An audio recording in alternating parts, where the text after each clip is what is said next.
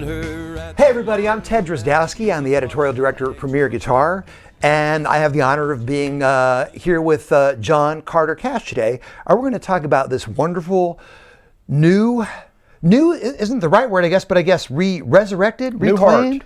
New Heart. New Heart, yes. It's been this wonderful Johnny Cash record coming out called Songwriter.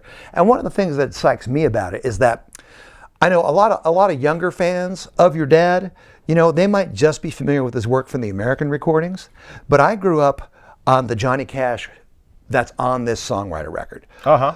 Mm-hmm. Full-bodied, strong voice, oh, yeah. Great songs, top of the game. Yep. And this is going to take that Johnny Cash and bring him back out in the world again. And I'm really excited about it. I am too. Yeah. Well, and I know this record was originally recorded in 1993 and shelved, and then I'm told you rediscovered it, and I'm not exactly sure what that means, but why don't you tell us?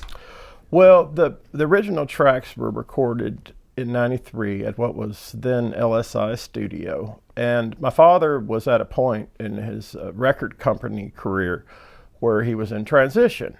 And so there was not to be another Polygram record. And this is right before he went to Rick Rubin. And so in some ways, these recordings fell through the cracks.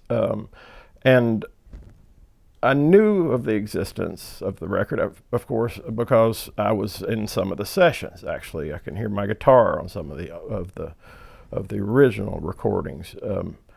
It made sense for us now to look at it as basically there's my father's vocal track and his guitar, and I really was hoping to go back to the heart of it all, being just the bare essence. Some of the music was good on the original recordings. And I've had people say, release the original recordings. Really, I followed my father's wishes with this, and that's about as far as I want to put it. But those original recordings had Dave Rowe playing bass. Now, Dave had not played with my father for long at the time. He was not the upright bass player that he became later. Now, Dave Rowe played with my dad for years, but after he left my father, in particular, he became one of the most highly renowned upright bass players on sessions and whatever in Nashville. Yeah, we had him on our cover last year. And I really loved Dave's playing, but I understand that before he played with your dad, he literally didn't play upright bass at all. And so that was one of the things. Dad wanted an upright bass player who played electric also, and Dave said, I can fit that bill. Well, he got up on stage, and after the first performance that Dave did with him, Dad said, hey, you really don't play upright bass, do you? And Dave said, no, sir, I don't. And Dad said, you've got 6 months. And so Dave woodshedded and he became a great player. But anyway, on these early recordings, the 93 recordings, his bass is lackluster. And so when we're making these recordings here lately, we had, before Dave passed away, but because he's gone now, but he came in and redid his bass, and we added Marty Stuart. And some of this is done during coronavirus time. So it's piecemeal. It's a little at a time. Some of it was created that way in the beginning. And then, or right before coronavirus, some of it. But then we had Pete Abbott come in, and Marty and Dave. And some of the tracks are recorded live with that band. And then there's Mike Rojas is on some of the tracks, and so of course some other musicians, Matt Combs, folks that my wife Anna Christina sings on the first on Hello Out There. But adding these elements, to me it was like, hopefully we can create just a background that supports my father, not trying to necessarily make it about the now, but or Americana or whatever, but to make it viable to just support his voice. And so if that makes sense.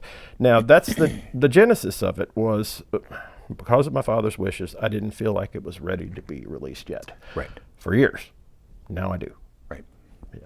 Yeah, because you were able to sort of put new life into the music to accompany your dad. So the music actually now matches his power and authority. Well, I was able to support his wishes. Excellent. Basically. Superb.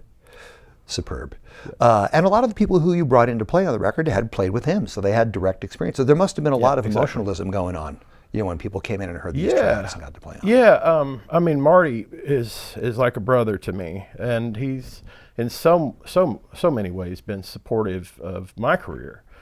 from the very beginning as a producer. But and as a friend, he's the right person for me to bring in that I know knows Johnny Cash as well as anybody else. Yeah. Yeah. Yeah, he played with him for 6 years, as I recall. Yeah. Yep. Yep. Yep. Yep. And man, I can't imagine what a learning experience like that must be like, you know. Well, yeah, and you know, I mean, I was a kid when I was running with Marty on the road, and Marty and I grew up together. Marty is not much more than a decade older than me, and so growing up on the road with him, no matter what, because he was married to my sister Cindy for a while, but no matter what, he and I have a unique relationship. But when Dad was doing the American recordings sessions, his first 2 calls for guitar would have been Marty Stuart and Randy Scruggs. Cool. That would have been his first 2 calls. If we were here in the cabin, a lot of great musicians on those records. Yep. Pat McLaughlin, so many others. But you know, they're doing them here in the cabin. Yeah, and would have been Marty. A lot of your dad's vocal tracking was literally done in that room right behind us. I understand. Yeah. For those. Well, the cabin in there. Yeah, Dad the room that we're sitting in right now. He recorded in this room once in his life. The year that he passed away, he had this room built and 2 booths added on. The original cabin built in '79. So most all of the American recordings records, with the exception of just one song maybe, were recorded in the old cabin if they were done in Tennessee. Yes. Yeah. Yeah. Now I say that, but some of it was done at his house across the street. And a few things at what was my grandmother's house, which is next door. But the house across the street, of course, burned down years ago. Yes. Yeah, I do remember that. Yeah. That was a big loss, I think, culturally for us. Yeah. Well, you know, it's all dust, right? Yep. Yeah. It just takes us a while to figure it out sometimes. Now, I understand that you had a co-producer working with you on a lot of these David tracks, Ferguson. too. So David Ferguson. And I remember meeting Fergie at Cowboy Jack Clement's studio in Nashville in the mid 1980s, and it would have been when my dad was on Polygram, and in particular when I first worked with Fergie, would have been the most on first for a period of time would have been when Dad was recording the Water from the Wells of Home album, and Fergie was around then. And so during that time period, he and I got to be friends. Dad, of course, through the years, worked with Fergie on the American recordings stuff as engineer. Ferg has become a highly renowned, award-winning record producer, you know, in the past 20 years. And I mean, we get each other.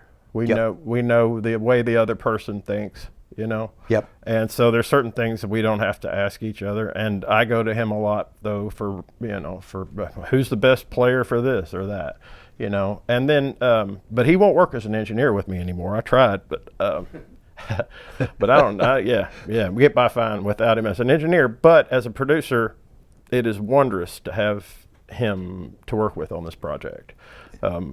Because his energy, the accompaniment of his vision, tied in perfectly with it, and it was truly easy, you know. Man, and just to make sure people know, this is not a museum. This is a working studio. It's very active in here. People are coming in and cutting tracks all the time, and it's just a great space. You know, in addition to being, I think, a treasured American place, it's also a working studio. Yeah, well, it's a private studio. You know, it's we don't advertise. We're not open to the public for people, you know, to come visit or whatever. And it is home. It really is. It's been people have been doing recordings here in this spot since 1979 of one form or another, and so. There's a lot of music here within these woods. It's across the street from my father's house, 40 acres that are fenced in. Yep. And so the cabin's sort of in the middle of it. In addition to your family recording here, I understand that a wide variety of people have recorded here as well, from Loretta Lynn all the way up to Todd Snyder. Yes, Jamie Johnson. I mean, There's been a lot of people that have recorded in here. And Loretta Lynn did more recordings in the cabin, actually, with me. And her daughter Patsy co-produced the albums that were on Legacy that have been released. There's more music to come, actually. But she recorded more in the cabin than anyone ever else had. she recorded many tracks here in the cabin, and she'd park her bus outside and, you know, kick it into gear. Yep.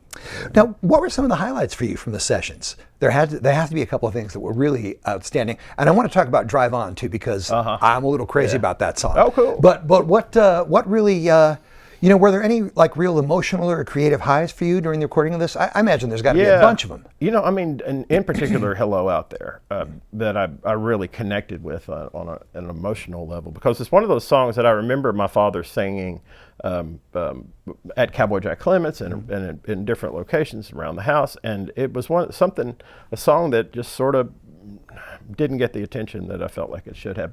But that's on a professional world or whatever, musical world. I connected it as sort of in a way because it's across time. It's a voice that's speaking to us, that works for us now as it will in 500 years, and very powerful recording, powerful vocal track, and it was just a lot of fun to see that one come together. You know, it's in a different frame. But "Drive On" was a ball. It really was. I seldom hire myself as a guitar player, but Wesley Orbison and I were doing some work, and I said, you know, I said, Wesley, hey man, this might work. And so this Wesley being Roy's oldest son. Yeah. But Wesley Orbison and I played the instrumental at the end of "Drive On," so that was a lot of fun. But that Dad had done a version of that, of course, on the first American Recordings record. But this would have been the first time that it was recorded in the studio. Would have been prior to that. Yeah, and for people who haven't heard the record yet, I believe "Hello Out There" starts the album. Is that correct? Yeah. It's the opening track, and that's basically your dad talking to the world, addressing humanity. Yeah, you know, in a really compassionate and thoughtful way. Yeah. And then "Drive On," you know, if you don't remember it from the American sessions, it's a song about a trucker who came back from Vietnam with some scars, and he's been dealing with them. But what I love about this new version is that this kind of brings psychedelia into the Cash family legacy, which you did. You know, I mean, I don't know. The end of that. I think it might have already been there. Well, maybe. Think about it. Yeah, I think it might have already been there. Yeah. That's funny. Yeah. But this time with guitars. Yeah. And you play this really wild stuff at the end. That's really great. What are you doing on that track? Well, I'm actually playing that guitar sitting right over there. There's an old hunk of wood, a Les Paul. That 59?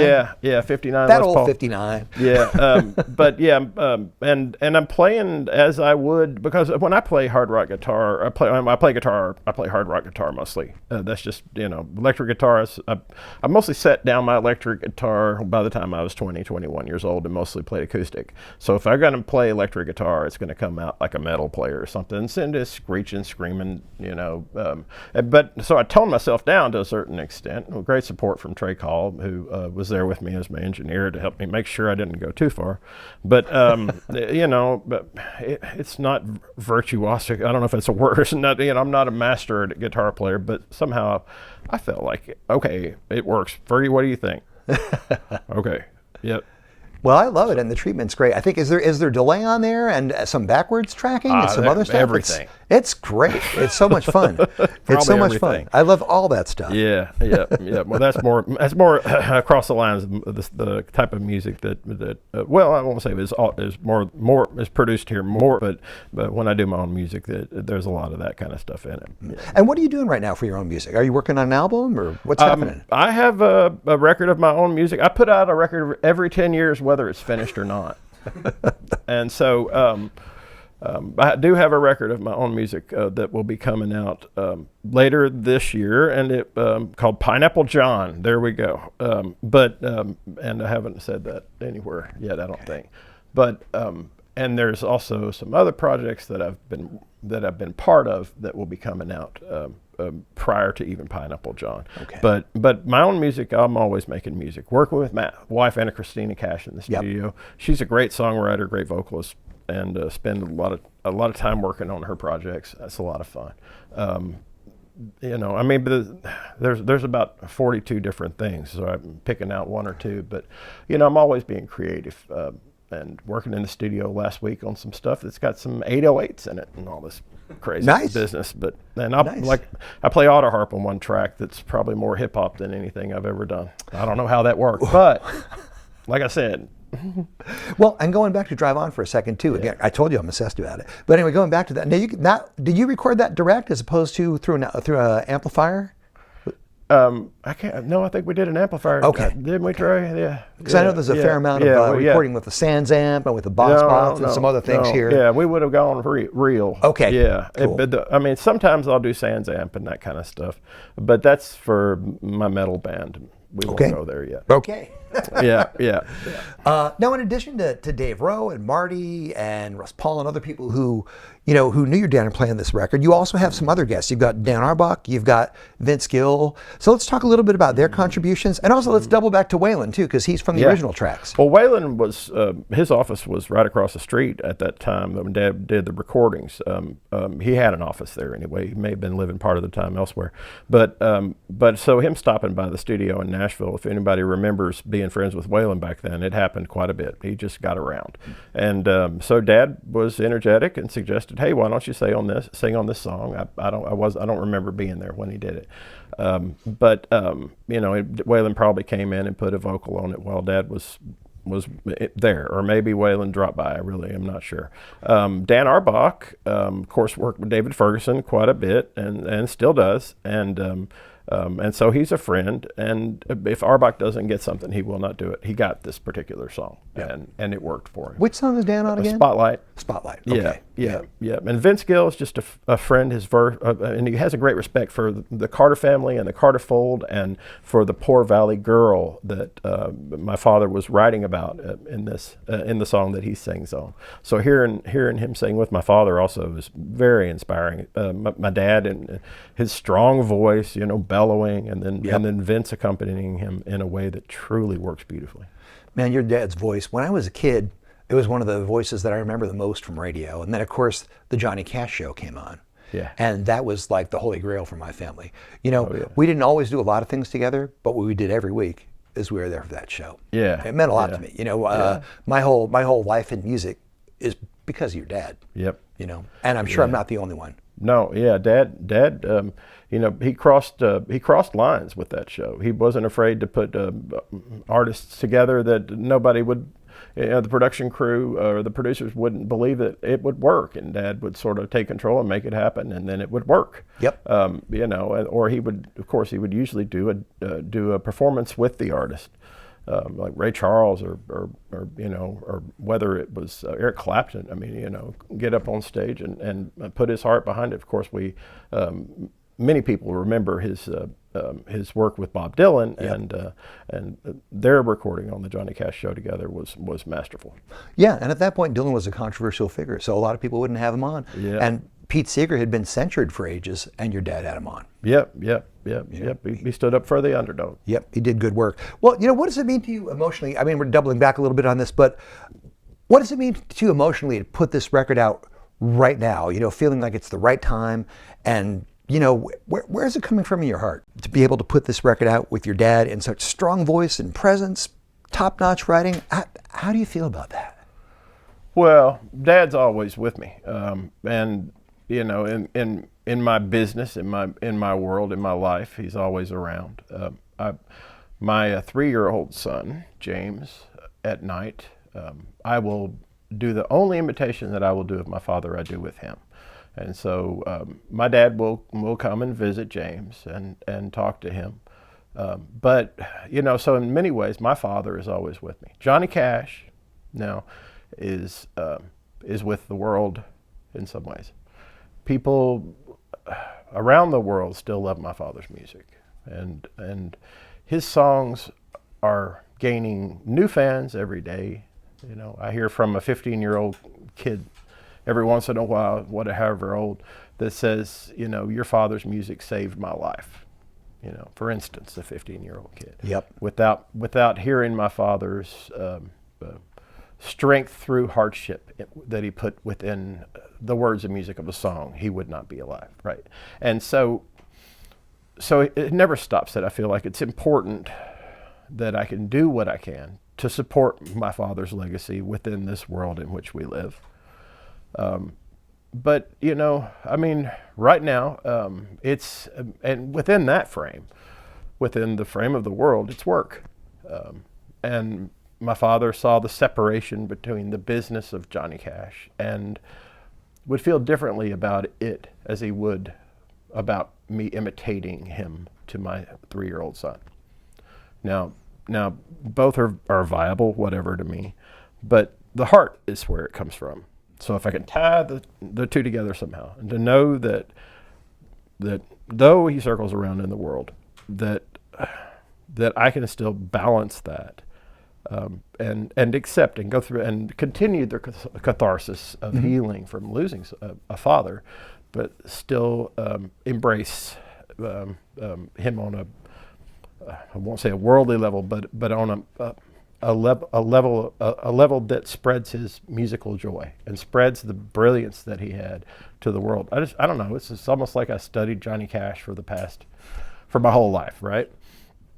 And I probably won't ever write a thesis on it, but I'm going to carry with me the importance of what I believe that his music and his life was, to share both with my son and to others out there who connect on a level of the heart. Well, it's beautiful. And I have to say, another thing I want to mention too is that not only is there this new Johnny Cash record, Songwriter, but there's also a movie about your mother, June, a documentary, which I was lucky enough to see. And it's beautiful. And it also just puts into perspective the depth of her contributions to American culture as well. Oh, yeah. And I think in that respect, it was long overdue. Yeah. And it's a very moving, very informative film. Yeah. Oh, yeah. Well, thank you. Yeah. And my mom, she, her joy was a lot of the light that kept my father going. I mean, that's really what it was about. Was the love that they shared pulled him forward in many different ways, and gave him hope to carry on in the last few years of his life when he was struggling physically. But I believe that the documentary film that's out right now on my mother, it's on Paramount Plus, it really touches a lot of points that were true to my mom, and it doesn't jump over anything, but it abbreviates some things, like the day of her death and whatever, to make the point more powerful of the joy that she spread. Yeah, and that's called June, by the way. So if you get a chance, check it out. Hey, can we talk about some guitars now? Because you have some great guitars here. Yeah, and I hardly that's something I've not done a whole lot of in the past. The past years. So yeah. Great. Do we want to start with that one that's right in arm's length? Yeah. Well, this is the Rosanne Cash series, Martin, and it's probably the most played guitar in this studio. Especially if I pick it up, but in general, it's an easy to play guitar, and it's a beautiful, brilliant instrument. It's number 2 of 100, and I have 2 of them. This is 13, and yeah, it's my sister's design that she did with Martin years ago, but it's also just happens to be my favorite guitar to play. Yeah, it seems like a terrific guitar. I love the little Cash inlay at the bottom. Yeah, it's just and it's not. Yeah. It's got the rose on the head. Yeah, exactly. Yeah, it's quite beautiful. Yeah. It's quite beautiful. It is, and it's a rare instrument, but it's wondrous. Man, can I pass you this one right here? Yeah, it's right here. Look at this beauty. Gibson, 1950 Gibson, I think, if I remember right. Is that a J45? Do we know, or what is it? It's a J50. This is a okay. J50. J50. Okay. Yeah, J50, and and I do play it a decent bit. It's got a little bit of a tighter and wider neck, a little smaller of a neck, but it's got that boom to it, Yep. And a great broadcast, and it's a good one. And if I remember right, I think I may have bought this one, or was this one of my father's? I cannot remember. Do you remember? I bought this one myself. Okay. And that voice off camera, by the way, is Trey Call, who is the house engineer here. So yeah, among other things. Yeah, just depending on the day and the time. Yeah, Trey does it all, but all by call. We got to get him a T-shirt. But yeah, this is a fun guitar to play. And down the line over there, there's a 40H on the far side. Now that one was one of your dad's guitars. I can take that. That was my father's guitar. Okay. I'll switch with you. All right, there we go. Thank you, Trey. Yeah. Oh, it's so light. And so this is a 40H, and it's one that it sat around the house when I was a boy, quite a bit, and was picked up a lot, and knocked and cracked, but it's been put back together. It's got a wide sound. Now this I didn't know. I was talking to Norman Blake, and he was we either brought this with us or he was here doing a session. I can't remember, but. And he told us exactly what a H would have meant. So it would have been set up in Hawaiian style. So this bridge both the bridges would have been higher, and it would have been played in the style of a Hawaiian guitar. Oh, interesting. So it was a lap guitar. Yep. And it would have, if it's got a H in front of it, then it would have been set up differently. And the bridges have been modified. And it's been kind of converted to, the equivalent of kind of a parlor guitar. Yeah. And like a lot of those, I imagine it records really well too. It does. Guitars that have this kind of body shape tend to print nicely. It seems to be the artist's guitar. If an artist is here, like we talked Todd Snyder. Todd Snyder, when he did record here, he played this quite a bit. Played this guitar. And this is a guitar that your dad probably used when he was working out song ideas and stuff too, I would guess, or chord changes. Yeah, it was the knockaround. And there were a couple of those knockarounds, a couple of them that are in museums that I see, and I go, my gosh, look at that crack. I remember how that got there, because were you responsible for any of those? That's what I'm saying, me or my friends. But yeah, and they're, now they're sitting in some, in a museum somewhere. Yeah. But this guitar, it just, connected to the heart. It truly is. But this is a fun one to play. And then on down the line, it's a beauty. Over there. Ooh, thank you. Yeah, here's that this 59. This one you can't hurt. Oh, God. See, I'm joking with you. Yeah, you really couldn't probably hurt it. You could probably go drop nails with it. It wouldn't be any worse for the wearer. It's just a big hunk of wood. But this is a 59 Les Paul. And you use this one on Drive On, right? Is that right? Yep. Doing that, whatever. But yeah, this is a 59 Les Paul. We have the original tuners. These have been replaced just so that they don't fall apart. Everything else is original on the guitar. One of the things that really struck me about this guitar too is that the neck is so much different than most of the 59s that I've touched. They tend to be very chunky and baseball batty, and this is really nice. This is almost a 60s profile neck, so I'm guessing it's probably toward the end of the 59 production year where they're getting a little thinner and to my thinking a little more comfortable, Yeah, it is a very comfortable guitar to play. I say if you want to be or feel like a rock star, you pick it up and you play it, you're gonna play better. And I don't know how that happens, but I literally play better on this guitar than any other guitar that I play. Yeah. And I don't understand it, but I listen back and I go, did I play that? Because I don't, I love guitars. I will say this: I play well in time as a rhythm guitarist. I am not a lead guitarist, but this one has made me sound like it. If I play heavy metal, probably, I guess I would say. Well, the first time I actually ever set eyes on you on stage, it was in the, I think, early 90s in Boston at a place called Avalon. And the snow was like up to my knees that day. Oh, yeah. My wife and I took the subway and we slogged in. I think we walked the last 3 blocks. It took us like 45 minutes. I remember seeing you there. You were one of the 5 people there in the top of that hotel. Hardly any of us came because the snow was so bad. And I couldn't believe you guys played that show. Oh, man, I was on tour. Yeah, no, I was having a with ball. Your family. I mean, you and your mom and Dave Rowe and everybody. And I could not believe it was such a privilege to be among the small amount of people who saw that show. Yeah, it was unbelievable. Right before Dad really kicked back in and took off. In the 90s. Yep. But because the next time I saw y'all, it was at a much bigger venue. Yeah. But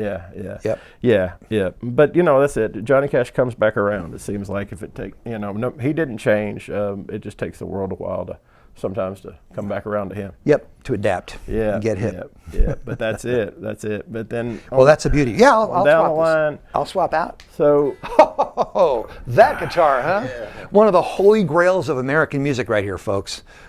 Well, Luther Perkins had, I think, his first guitars he had when he started working with my dad, and they could actually afford that he could afford to buy an electric guitar. This is one of the first that he bought, and so on I Walk the Line and Folsom Prison Blues, original Sun recordings. It's like this would have been the guitar from amazing from some of and some of those recordings. it's Esquire, right, as I recall. And yep. What do we know? What year this one is? 53 Esquire. Yeah, 53 Esquire, and it's lighter lighter as a feather. It's lighter than a Telly. How light it is. And this was more so his road guitar, and you can see how it's really worn right there because that's where he kept his fingers, and he never moved his fingers hardly up and down the neck unless he was doing that. Well, there's that old joke, right? There's no money below the 5th fret. Right. Yeah, but that's you can feel the spirit in this guitar, especially if you hold it like he did. That's for sure.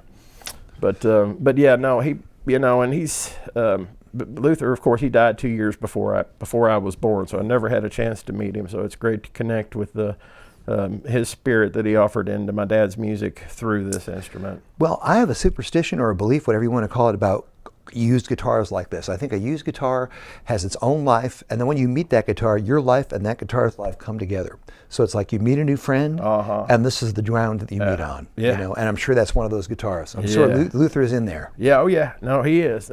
There's no doubt, and so it's great to, and then this is his strap. There would have been. Yeah, his strap from those days. The guitar, we have the case too. It's got like a little tiny nudie playing cards in it and all this stuff.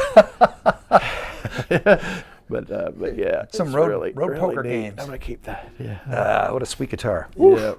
Oh my goodness! And speaking of sweet guitars, you can tell us what that is. Yeah. So this is a Stromberg, and so Maybelle Carter.